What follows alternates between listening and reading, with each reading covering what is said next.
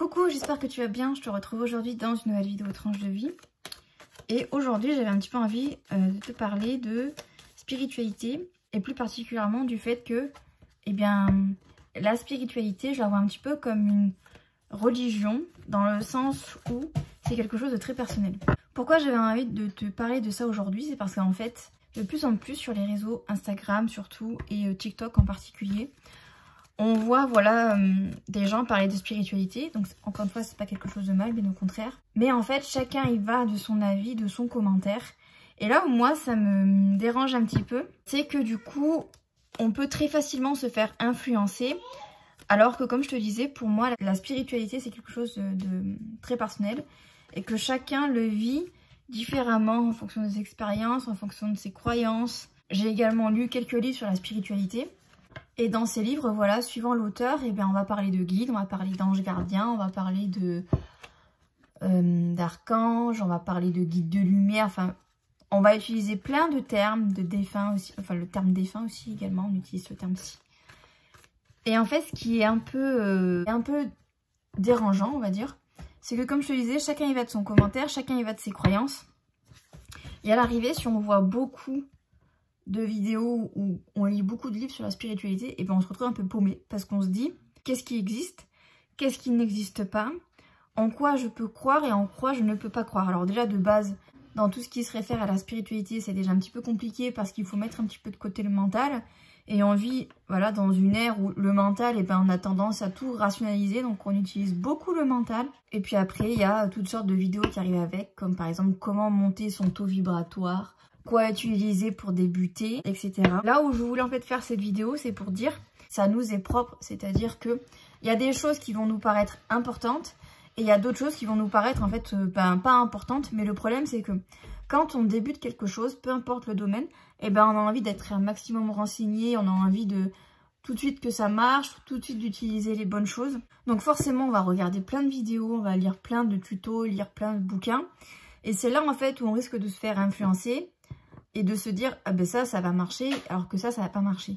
En fait en ce moment je suis beaucoup confrontée à ça parce que voilà on dit que quand on est dans la spiritualité que finalement on devient un peu une sorcière, et ben il faut utiliser telle plante, il faut faire tel rituel de protection. On entend par exemple quelqu'un qui nous parle, c'est forcément un guide et pas un ange parce que les anges ça fait ci et les guides ça fait ça, enfin bon bref.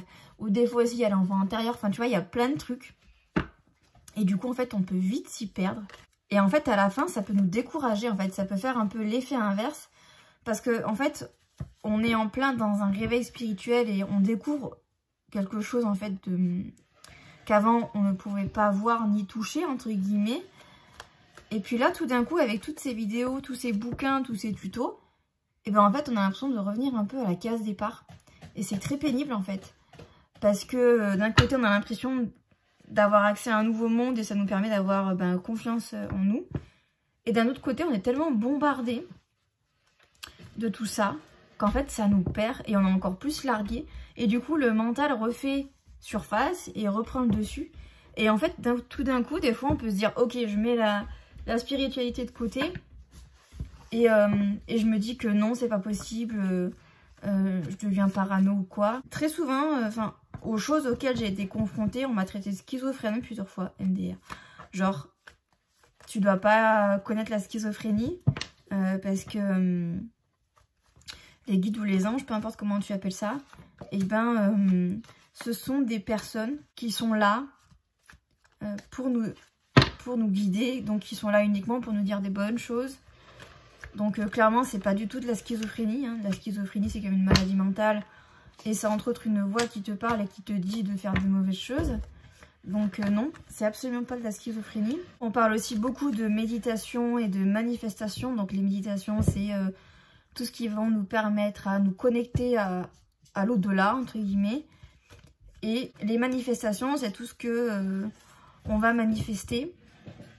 Par exemple, je vais te donner un exemple, mais actuellement, dans ma vie actuellement, là, donc on est au mois de mars, on est début mars, et en ce moment, la problématique que j'ai, c'est de savoir si oui ou non je vais enclencher sur une formation à la rentrée. Et donc du coup, c'est vraiment la question, on va dire, qui me préoccupe ces derniers jours, on va dire. Et donc du coup j'ai demandé de l'aide en fait à mon grand-père entre autres, en lui disant que voilà je sais pas trop quoi faire. Et du coup je lui ai demandé en fait de me montrer certains signes en fait, suivant ce que lui pense que ça serait le mieux pour moi.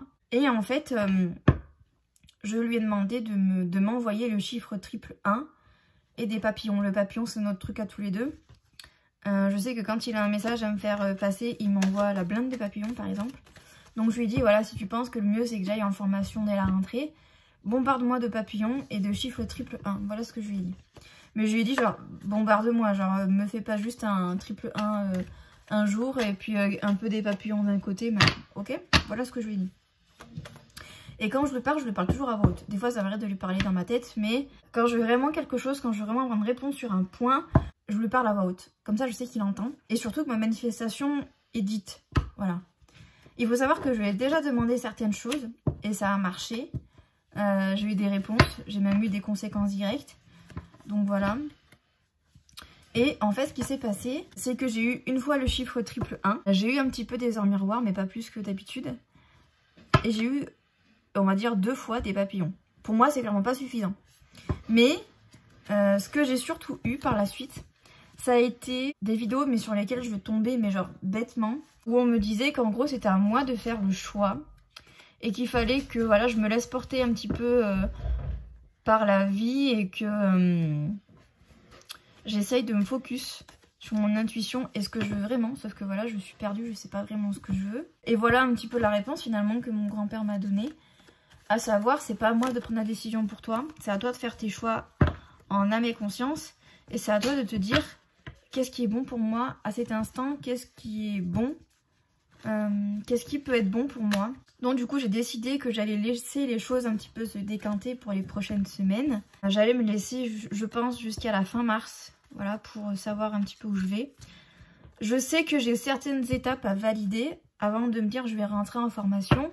Comme par exemple, je ne veux pas rentrer en formation si je suis encore chez mes parents. Voilà. Donc je me laisse jusqu'à fin mars, en espérant que j'ai des nouvelles. Parce que voilà, je me suis positionnée sur 2 logements. Donc du coup, j'attends. Si j'arrive à déménager avant l'été, donc d'ici avril-mai, je pense, mais c'est pas acté, mais je pense partir sur une formation. Je vais laisser les choses se décanter et je vais faire en fait au fur et à mesure. Parce qu'en fait, je me vois pas cet été, par exemple, enchaîner sur un déménagement. Déjà de base par rapport à mes enfants quand même, parce que ça fait quand même pas mal de changements. Ensuite, l'entrée à la crèche de ma fille, plus moi une formation, parce que bien évidemment, si je ne rentre pas en formation, ma fille va pas aller en crèche. Hein. Si je peux gratter un petit peu d'occasionnel, quelques heures par semaine, honnêtement, je vais prendre. Mais ça n'ira pas plus loin, parce que je me vois pas demander un temps plein alors que je travaille pas, quoi. Parce qu'il y a des gens qui ont vraiment qui travaillent, voilà, et qui ont vraiment besoin d'une place en crèche, et je veux pas prendre la place de quelqu'un. Donc, bref. Donc voilà, ça va dépendre en fait de tout ça. Donc je vais me laisser en fait jusqu'à la fin du mois. Et je verrai pour voilà après derrière prendre contact avec le Greta. Et avoir un entretien avec une personne. Voilà, pour voir un petit peu qu'est-ce qui est possible de faire. Et puis voilà, après en fonction de cet entretien là, je verrai ce que je fais. Là actuellement je prends que les infos. Mais bon bref, je m'écarte un petit peu du sujet. Mais c'était vraiment pour t'expliquer en fait les choses. Posément, on va dire. C'est important en spiritualité en fait de faire à son rythme et de faire en fonction de ses envies et de ses cycles aussi. Alors les cycles, qu'est-ce que ça veut dire? Je vais te donner également une situation que j'ai vécue.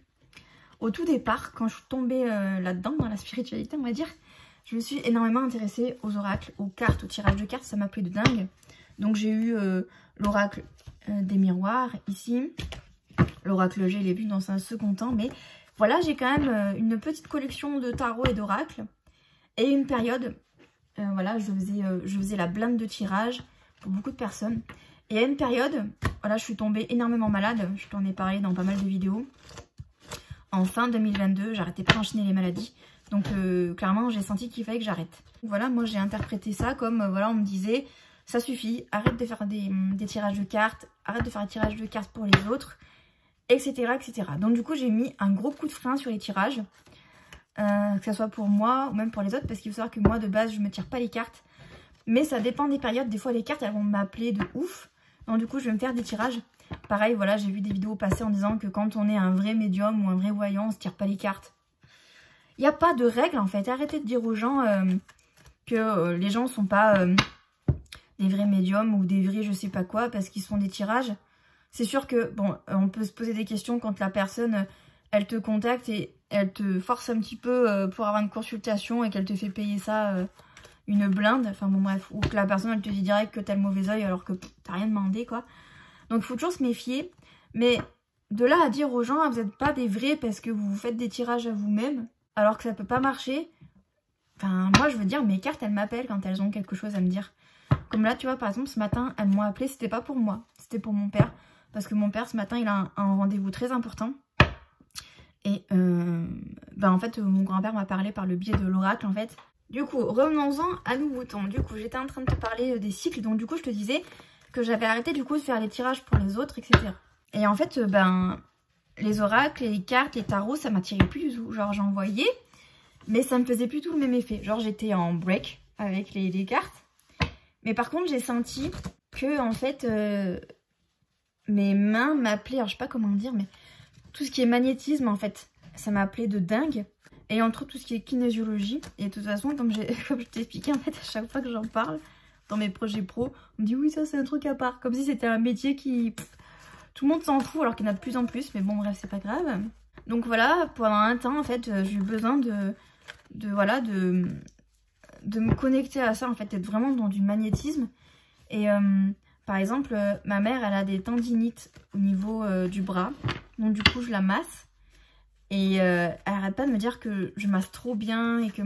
En plus de ça, je me suis rendu compte que j'arrivais à sentir, en fait, par exemple, des grosses masses de chaleur. Par exemple, là où ma mère avait mal, en fait, il y avait une grosse masse de chaleur. Et en fait, quand j'ai terminé de la masser, la masse avait complètement disparu. Et mon père, c'est pareil, il a des gros problèmes de dos. Et pareil, il m'a dit... Pourtant, mon père et même ma mère, d'ailleurs, hein, enfin, je veux dire, ils sont pas là en train de complimenter H24, mais pour qu'ils me disent que je masse trop bien et qu'ils se sentent vraiment mieux. C'est-à-dire que même encore le lendemain, ma mère me disait qu'elle avait plus mal. Même le lendemain, quand je l'ai encore massée, elle avait plus cette chaleur, en fait, parce que j'ai quand même continué de la masser. Et elle avait plus cette chaleur-là. Ce qui est quand même assez dingue, parce que bon, quand même, elle a une tendinite et ça la fait bien chier. Donc voilà. Là, comme tu peux le constater, j'ai repris le tirage de cartes parce que voilà, actuellement, je suis dans un cycle où j'ai envie et je sens que voilà, j'ai vraiment envie de jouer avec les cartes et d'être de nouveau connectée avec elles. Je sors pas tous mes oracles, mais voilà, j'en sors quand même quelques-uns. Donc voilà, c'est pour aussi te dire que c'est normal en fait d'avoir des périodes où t'as envie... Voilà, tu as envie de tirer des cartes et puis à d'autres périodes, tu n'as plus envie. Tu as envie de t'intéresser à autre chose, par exemple au chakra. Moi, par exemple, c'est pareil, une période, j'étais très chakra. J'ai un livre d'ailleurs sur les chakras. À une autre période, tu vas peut-être un peu plus t'intéresser aux pierres. À une autre période, tu vas peut-être un peu plus t'intéresser à la nature, aux plantes, aux animaux. Au magnétisme peut-être. Ou alors complètement à autre chose. Tu vas t'intéresser à encore d'autres choses, tu vas acheter des livres, puis à d'autres périodes tu voudras pas, à des périodes tu vas peut-être dévorer des livres sur la spiritualité, puis à d'autres périodes voilà, tu vas les ramener dans ta bibliothèque et tu vas dire flemme, j'ai pas envie de les lire. Donc voilà, c'était un petit peu pour te dire ça, c'est pas un coup de gueule ni quoi que ce soit, mais si jamais voilà, tu es dans la spiritualité, j'avais envie de te faire passer ce message là. La spiritualité c'est un peu comme, enfin moi je le vois comme une religion, à savoir que c'est quelque chose de très personnel. Et que voilà, il faut le faire encore une fois comment nous on se sent et pas se forcer à faire les choses, surtout c'est hyper important. Et pas essayer non plus de mettre son ego en avant en disant que je suis le meilleur ou quoi que ce soit. Voilà. Donc voilà, c'est la fin de cette vidéo. J'espère que cette vidéo t'aura plu, j'espère qu'elle t'aura peut-être appris quelque chose, je sais pas. Et jusqu'à jeudi 18 h sur la chaîne pour une nouvelle vidéo. Je te souhaite une excellente semaine. Bye bye.